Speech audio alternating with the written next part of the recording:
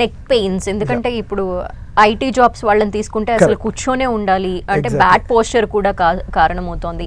Neck pain కావచ్చు, spine pain కావచ్చు, shoulders, frozen shoulder, ఇలాంటి రకరకాల ప్రాబ్లమ్స్. రైట్, అంటే మీరు చూస్తే ఎస్ ఒకటి ఇప్పుడు ఎక్కువ ఐటీ ఇండస్ట్రీలోనే మనం ఎక్కువ చూస్తుంటాం స్పైనల్ ఇష్యూస్ కానీ లూంబార్ ఇష్యూస్. దాన్ని నెక్లో వస్తే స్పాండిలైటిస్, సర్వైకల్ స్పాండిలైటిస్ అంటాము, లూంబార్ వస్తే లూంబార్ స్పాండిలైటిస్ అంటాం, నడుముకు వచ్చేది.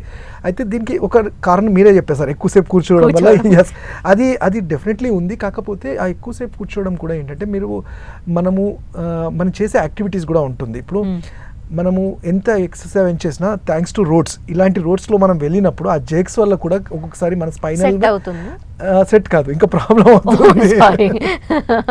ఎందుకంటే ఈ జెర్క్స్ వల్ల మన స్పైన్లో ఉండే, మీరు చూసుకుంటే స్పైనల్ స్ట్రక్చర్ చూసుకుంటే అంటే నెక్ పెయిన్ కానీ బ్యాక్ పెయిన్ ఇవన్నీ ఏంటంటే జాయింట్స్ ఉంటాయి, 33 జాయింట్స్ ఉంటాయి. వీటి మధ్యలో జెల్ లాగా అంటే మెత్తటి పదార్థము బోన్ ఇంటర్ కార్టిలేజ్ అంటాము. ఈ బోన్స్ మధ్యలో ఉండేది ఏంటంటే వాటి మీద ఆ ఒత్తిడి వల్ల అరగడం స్టార్ట్ అవుతాయి. అరిగినప్పుడు బోన్స్ కూడా అరగడం స్టార్ట్ అవుతుంటాయి. సో అందుకనంటే కూర్చోవడము ఇంపార్టెంట్, అట్లానే మనం చేసే యాక్టివిటీస్ అంటే ఇప్పుడు మెట్లు ఎక్కడం దిగడము, ఎక్కువ ఇట్లాంటి రోడ్స్లో వెళ్ళడం వల్ల కూడా ఇబ్బంది ఉంటుంది. అలానే ఇంకొన్ని ఏజ్ వాళ్ళలో కాల్షియం లాస్ అంటాం, అంటే ఆస్టోపోరిటిక్ కండిషన్, అంటే వాళ్ళు తీసుకునే ఫుడ్లో అసలు కాల్షియం ఉండదు, ఏదో తినాలని తినేస్తుంటారు. అంటే అందరం మంచి న్యూట్రిషియస్ ఫుడ్ తింటాం కానీ వాళ్ళ బాడీ అబ్జార్ప్షన్ ఉండదు. అది ఇతరత్ర వ్యాధుల వల్ల కూడా ఉండొచ్చు. ఒక్కొక్కసారి బాడీ వాళ్ళకి సఫిషియెంట్ తీసుకోకపోవడం వల్ల కూడా, చూడండి మిల్క్ తాగండి అంటే కూడా మనకి నిజమైన అంటే ఒరిజినల్ మిల్క్ దొరుకుతుందో లేదో తెలియదు అలాంటి పరిస్థితుల్లో ఉన్నప్పుడు. సో వీటి వల్ల కూడా ఒక్కొక్కసారి బోన్లో ఆ ఉండాల్సిన పట్టు, దానికి కావాల్సిన కాల్షియం ఇవన్నీ కూడా రీచ్ అవ్వగా అరగడం స్టార్ట్ అవుతుంటాయి. అండ్ ఈ అరిగినప్పుడు ఎప్పుడైనా ఎముక అరగడంకి ఒక 2 నుంచి 3 నెలలు పడుతుంది. టక్కున అది యాక్సిడెంట్ కేసెస్లోనే ఎముకలు అనేవి డీజనరేట్ అవుతాయి. బట్ న్యాచురల్గా చూసుకుంటే ఏంటంటే 2 to 3 years పడుతుంది. ఈ 2 to 3 years మనకి చాలా సిమ్టమ్స్ చెప్తుంది. అంటే సింపుల్గా దానికి ఏంటంటే మనం రోజు చేసే యాక్టివిటీస్లో మనకి ఇబ్బంది కలిగినప్పుడు ఎస్ మనము అర్థం చేసుకోవాలి సంథింగ్ రాంగ్. అంటే కానీ మన మనిషి ఆలోచనలు థాట్ ఎలా ఉంటుందంటే నేను ఏదైనా చేయగలుగుతాను, బండల్ని ఎత్తేస్తాను అంటాడు. కానీ మీ బాడీ ఏం చెప్తుంది? పెయిన్ అన్నప్పుడు యాజ్ ఎ ఆయుర్వేద వైద్యుడిగా మేము చెప్పేది పెయిన్ అనేది ఫస్ట్ సిమ్టమ్ కాదు, అది లాస్ట్ సిమ్టమ్. మన శరీరం ఇంకా నాతో అవ్వట్లేదు అన్నప్పుడే పెయిన్గా చెప్తుంది.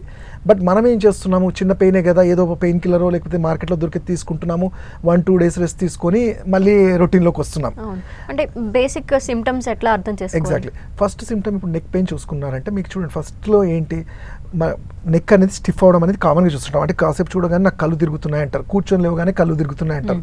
ఇంకో సిమ్టమ్ ఏంటి, పాల్పిటేషన్స్, గుండె దడ అంటాం. అంటే రీజన్ లేకుండా కూడా గుండె దడ లాంటిది ఉంటాయి. అండ్ ఎస్పెషల్లీ సాఫ్ట్వేర్ వాళ్ళకి మీరు చూస్తుంటే రెడిక్యులోపతి, ఫింగర్స్లో పెయిన్ లాంటివి ఉంటాయి. అండ్ యాజ్ ఎ వైద్యుడిగా ఎప్పుడైతే మేము చూస్తామో నెక్ చూసి వాళ్ళ నాడిని చూసినప్పుడు మనకు క్లియర్గా అర్థమైపోతుంది సర్వైకల్ స్టిఫ్నెస్ ఉంటుంది. అండ్ మనకి తెలుసుకునే సిమ్టమ్స్ ఏంటి అంటే లూంబార్ పెయిన్లో కూడా సయాటిక్ నర్వ్ అనేది ఎప్పుడైతే మనం నడుస్తున్నప్పుడు సడన్గా కుంటినట్టు అవ్వడము, కాలు తీయడానికి కూడా చాలా టైం పడుతుంది. అంటే జనరల్గా మనం ఈజీగా చేసే యాక్టివిటీస్ కూడా కొంచెం టైం తీసుకుని చేస్తున్నాము అంటేనే మన స్పైన్లో ఏదో ప్రాబ్లం ఉంది అని.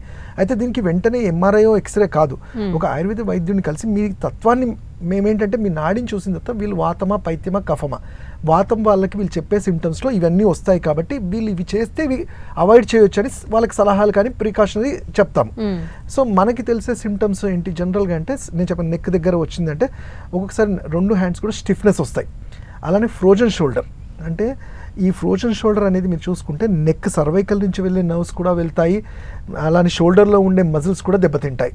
అదే కాకుండా షుగర్ అప్స్ అండ్ డౌన్స్ అయినప్పుడు కూడా ఇక్కడ ఫ్రోజ్ అయిపోతుంటాయి. సో వీళ్ళకి షుగర్ కంట్రోల్ అయితే ఆటోమేటిక్గా ఇరుగు తగ్గుతుంటాయి. సో ఇవి ఇట్లాంటి సిమ్టమ్స్ అన్నీ చూసుకొని ఎస్ మీరు గంటల తరబడి కూర్చోవాలన్నా కానీ అందరు చెప్పేది ఏంటంటే మధ్యలో ఒక 15 minutesకో హాఫ్ అన్ అవర్కో జస్ట్ ఒక 5-10 minutes వాక్ చేయటము, లెగ్స్ని స్ట్రెచ్ చేయటము, మజిల్స్ అంటే వీలైనంతవరకు స్ట్రెచింగ్ చేసుకోవడము. ఎర్లీ మార్నింగ్ లేచినప్పుడు అంటే టైం ఉంటే మన ఇంట్లో దొరికే నువ్వుల నూనె అయినా కానీ సర్వైకల్ నుంచి లూంబార్ వరకు జస్ట్ ఆయిల్ అప్లికేషన్ చేసి వీలైతే ఎండలో ఉండడం. ఎందుకంటే మనకి D3 అనేది ఎండ ద్వారానే, మనం ఎన్ని మెడిసిన్స్ వాడినా ఎండ ద్వారానే అది మెటబలైజ్ అవుతుంది. మీరు మెడిసిన్స్ వేసుకుంటున్నాను అంటే కుదరదు, మనకు సన్ రైజ్ తగలకపోతే అది మెటబలైజ్ అవ్వదు. ఈ ఆయిల్ పెట్టుకుని 5-10 minutes ఉండడం వల్ల వాసో డైలేషన్ అంటాం, అంటే నర్వ్స్ స్టిఫ్ అయిపోయినాయి, కొంచెం డైలేట్ అయ్యేసరికి ఆ సర్క్యులేషన్ మళ్ళీ నార్మల్ అవుతుంది. అలానే కాన్స్టిపేషన్ లేకుండా ఉండడము, వీలైనంతవరకు ఎక్కువ బరువులు ఎత్తడము, వంగి పనిచేస్తే కొన్ని అవాయిడ్ చేయగలిగితే తప్పకుండా వీటిని కంట్రోల్ చేయగలుగుతాం.